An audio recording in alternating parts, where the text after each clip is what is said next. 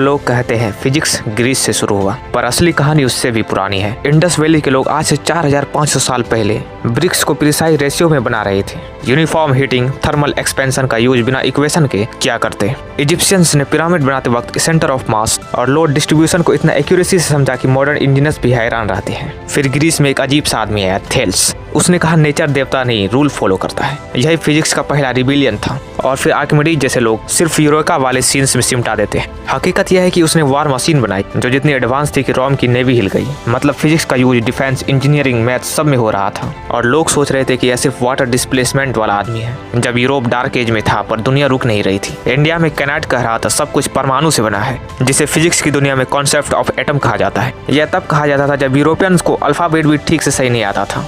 Aryabhata rotation बताता है, Madhava infinite series देता है। वही दूसरी तरफ मिडिल ईस्ट में इब्न अल हयातम एक्सपेरिमेंट का रूल सेट कर रहा था, ऑब्जर्व, डाउट, टेस्ट, रिपीट।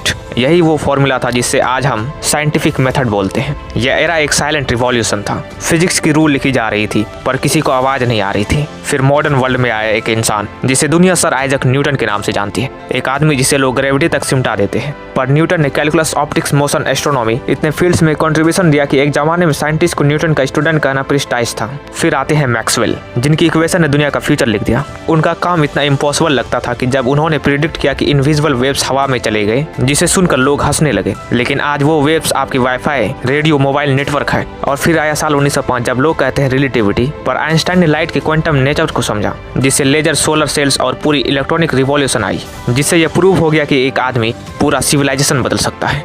आज हम क्वांटम इंटेंगलमेंट से लेकर डार्क मैटर तक पहुंच चुके हैं। हम जानते हैं कि यूनिवर्स का 95% हिस्सा हमें दिखाई नहीं देता, बट फिजिक्स का असली एग्जाम अभी स्टार्ट हुआ है। और याद रखो, फिजिक्स सिर्फ फैक्ट का सब्जेक्ट नहीं, यह दुनिया की कहानी है। और हर कहानी की तरह इसमें हीरोज भी है, वॉर्स भी है, एंड डिस्कवरीज भी, बेट्रेयल भी है। इंसान की सबसे बड़ी जीत कब होती है? जब वो यूनिवर्स को समझने की कोशिश करता है। और फिजिक्स वो जुबान है जिसमें यूनिवर्स हमें जवाब देते हैं। कैसी लगी आपको फिजिक्स की ancient to medieval to modern कहानी? Thank you so much watching, bye.